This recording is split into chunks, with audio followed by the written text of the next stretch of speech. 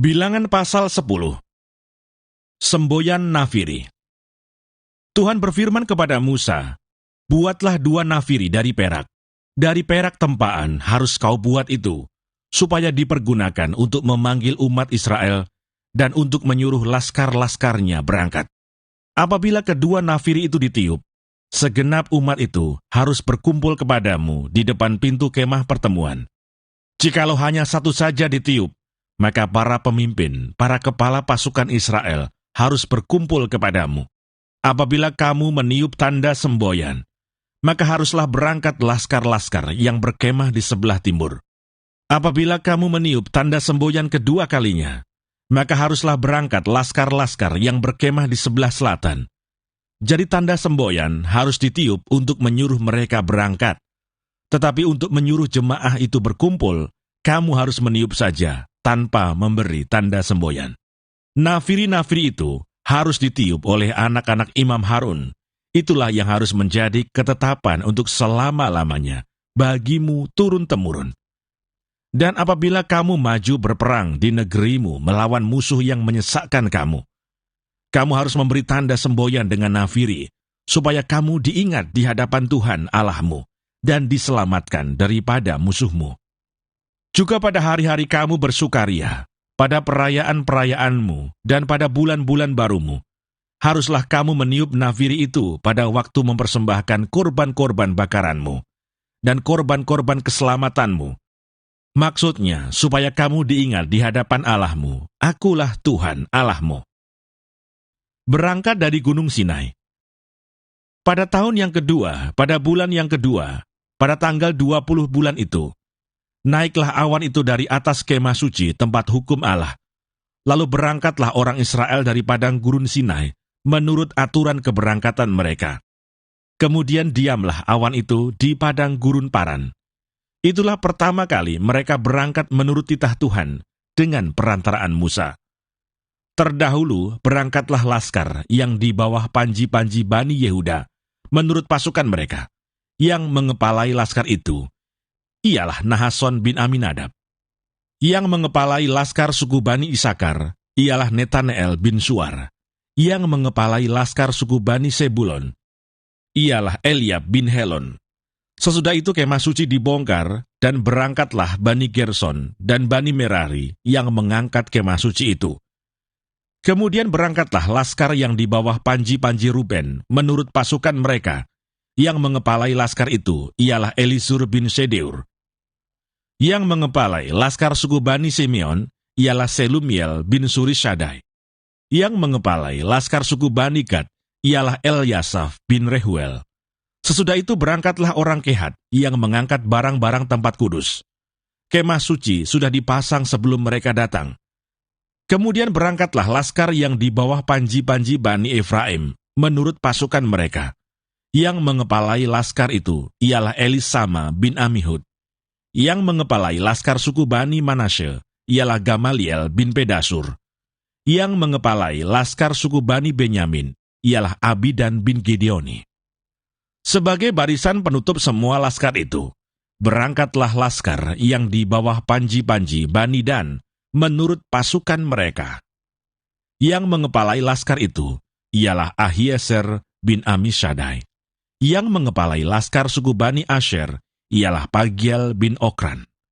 Yang mengepalai laskar suku Bani Naftali ialah Ahira bin Enan. Itulah aturan keberangkatan orang Israel menurut pasukan mereka ketika mereka berangkat. Lalu berkatalah Musa kepada Hobab, anak Rehuel orang Midian, mertua Musa, "Kami berangkat ke tempat yang dimaksud Tuhan ketika ia berfirman, 'Aku akan memberikannya kepadamu.' Sebab itu, ikutlah bersama-sama dengan kami. Maka kami akan berbuat baik kepadamu, sebab Tuhan telah menjanjikan yang baik tentang Israel." Tetapi jawabnya kepada Musa, "Aku tidak ikut, melainkan aku hendak pergi ke negeriku dan kepada sanak saudaraku." Kata Musa, "Janganlah kiranya tinggalkan kami, sebab engkaulah yang tahu bagaimana kami berkemah di padang gurun. Maka engkau dapat menjadi penunjuk jalan bagi kami. Jika engkau ikut bersama-sama dengan kami, maka kebaikan yang akan dilakukan Tuhan kepada kami, akan kami lakukan juga kepadamu." Lalu berangkatlah mereka dari gunung Tuhan, dan berjalan 3 hari perjalanan jauhnya. Sedang tabut perjanjian Tuhan berangkat di depan mereka, dan berjalan 3 hari perjalanan jauhnya, untuk mencari tempat perhentian bagi mereka. Dan awan Tuhan ada di atas mereka pada siang hari, apabila mereka berangkat dari tempat perkemahan. Apabila tabut itu berangkat, berkatalah Musa, "Bangkitlah Tuhan, supaya musuhmu berserak dan orang-orang yang membenci engkau melarikan diri dari hadapanmu." Dan apabila tabut itu berhenti, berkatalah ia, "Kembalilah Tuhan kepada umat Israel yang beribu-ribu laksa ini." Bilangan pasal 11. Api Tuhan. Pada suatu kali, bangsa itu bersungut-sungut di hadapan Tuhan tentang nasib buruk mereka. Dan ketika Tuhan mendengarnya, bangkitlah murkanya, kemudian menyalalah api Tuhan di antara mereka, dan merajalela di tepi tempat perkemahan. Lalu berteriaklah bangsa itu kepada Musa, dan Musa berdoa kepada Tuhan, maka padamlah api itu. Sebab itu, orang menamai tempat itu Tabera, karena telah menyala api Tuhan di antara mereka. Tuhan berjanji memberi daging. Orang-orang bajingan yang ada di antara mereka kemasukan nafsu rakus, dan orang Israel pun menangislah pula serta berkata, "Siapakah yang akan memberi kita makan daging? Kita teringat kepada ikan yang kita makan di Mesir dengan tidak bayar apa-apa, kepada mentimun dan semangka, bawang prei, bawang merah dan bawang putih. Tetapi sekarang kita kurus kering, tidak ada sesuatu apapun, kecuali mana ini saja yang kita lihat. Adapun mana itu seperti ketumbar, dan kelihatannya seperti damar bedolah." Bangsa itu berlari kian kemari untuk memungutnya, lalu menggilingnya dengan batu kilangan, atau menumbuknya dalam lumpang. Mereka memasaknya dalam periuk, dan membuatnya menjadi roti bundar. Rasanya seperti rasa panganan yang digoreng. Dan apabila embun turun di tempat perkemahan pada waktu malam, maka turunlah juga mana di situ. Ketika Musa mendengar bangsa itu, yaitu orang-orang dari setiap kaum, menangis di depan pintu kemahnya, bangkitlah murka Tuhan dengan sangat, dan hal itu dipandang jahat oleh Musa. Lalu berkatalah Musa kepada Tuhan, "Mengapa kau perlakukan hamba-Mu ini dengan buruk? Dan mengapa aku tidak mendapat kasih karunia di mata-Mu, sehingga Engkau membebankan kepadaku tanggung jawab atas seluruh bangsa ini? Akulah yang mengandung seluruh bangsa ini, atau akulah yang melahirkannya, sehingga Engkau berkata kepadaku, pangkulah dia seperti pak pengasuh memangku anak yang menyusu. Berjalan ke tanah yang kau janjikan dengan bersumpah kepada nenek moyangnya. Dari manakah aku mengambil daging untuk diberikan kepada seluruh bangsa ini? Sebab mereka menangis kepadaku dengan berkata, berilah kami daging untuk dimakan. Aku seorang diri tidak dapat memikul tanggung jawab atas seluruh bangsa ini, sebab terlalu berat bagiku. Jika engkau berlaku demikian kepadaku, sebaiknya engkau membunuh aku saja. Jika aku mendapat kasih karunia di matamu, supaya aku tidak harus melihat celakaku. Lalu berfirmanlah Tuhan kepada Musa, kumpulkanlah di hadapanku dari antara para tua-tua Israel 70 orang, yang kau ketahui menjadi tua-tua bangsa dan pengatur pasukannya. Kemudian bawalah mereka ke kemah pertemuan, supaya mereka berdiri di sana bersama-sama dengan engkau. Maka aku akan turun dan berbicara dengan engkau di sana. Lalu sebagian dari roh yang hinggap padamu itu akan kuambil dan kutaruh atas mereka. Maka mereka bersama-sama dengan engkau akan memikul tanggung jawab atas bangsa itu. Jadi tidak usah lagi engkau seorang diri memikulnya. Tetapi kepada bangsa itu haruslah kau katakan, kuduskanlah dirimu untuk besok. Maka kamu akan makan daging, sebab kamu telah menangis di hadapan Tuhan dengan berkata, siapakah yang akan memberi kami makan daging?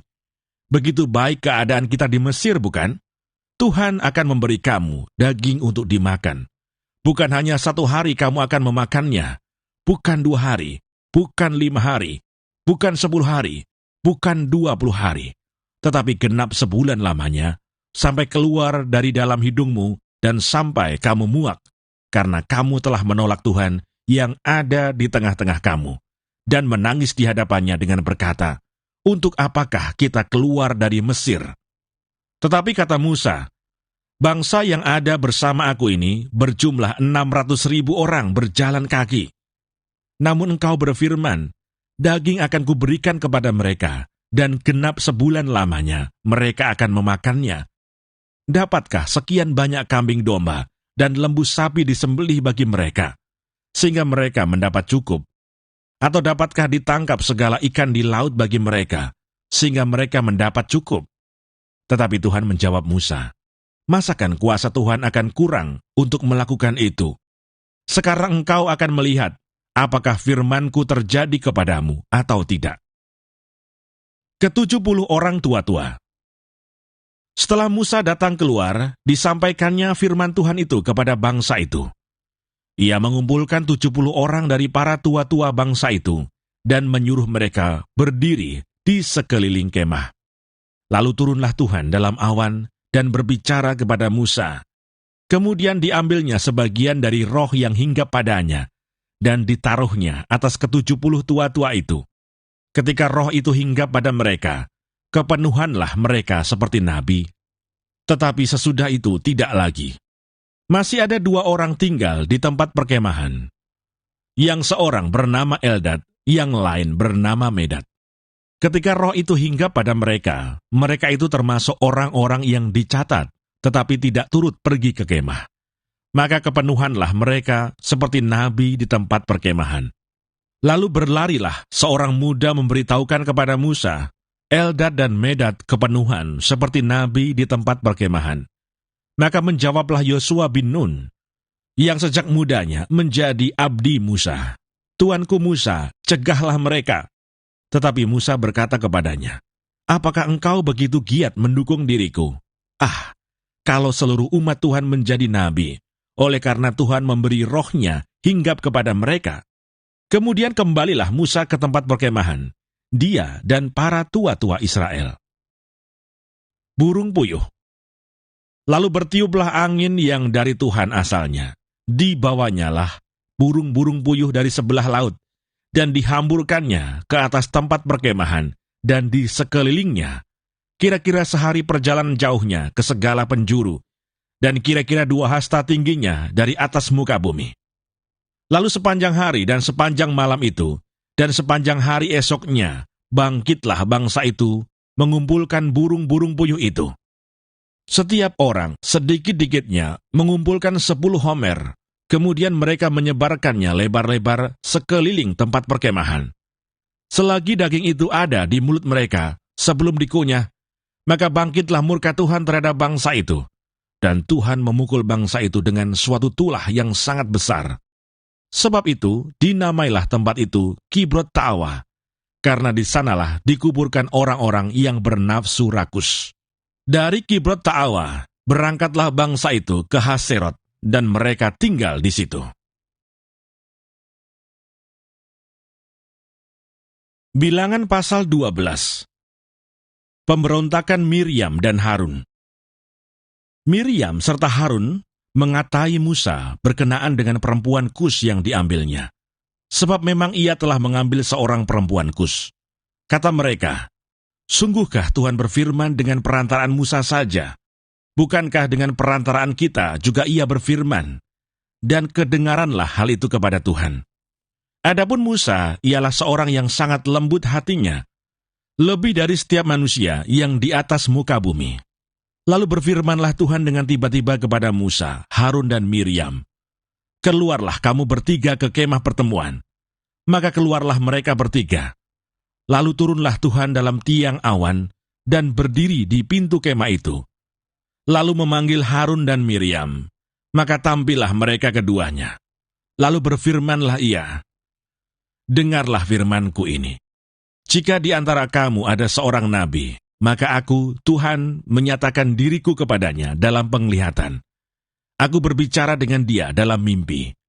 Bukan demikian hambaku Musa, seorang yang setia dalam segenap rumahku. Berhadap-hadapan aku berbicara dengan dia, terus terang, bukan dengan teka-teki, dan ia memandang rupa Tuhan. Mengapakah kamu tidak takut mengatai hambaku Musa? Sebab itu bangkitlah murka Tuhan terhadap mereka, lalu pergilah ia. Dan ketika awan telah naik dari atas kemah, maka tampaklah Miriam kena kusta, putih seperti salju. Ketika Harun berpaling kepada Miriam, maka dilihatnya bahwa dia kena kusta.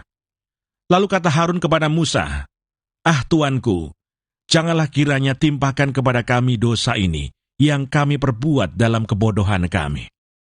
Janganlah kiranya dibiarkan dia sebagai anak gugur, yang pada waktu keluar dari kandungan ibunya, sudah setengah busuk dagingnya." Lalu berserulah Musa kepada Tuhan, "Ya Allah, sembuhkanlah kiranya dia." Kemudian berfirmanlah Tuhan kepada Musa, "Sekiranya ayahnya meludahi mukanya, tidakkah ia mendapat malu selama 7 hari? Biarlah dia selama 7 hari dikucilkan keluar tempat perkemahan. Kemudian bolehlah ia diterima kembali."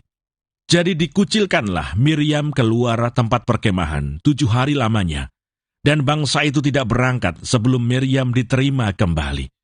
Kemudian berangkatlah mereka dari Haserot dan berkemah di padang gurun Paran.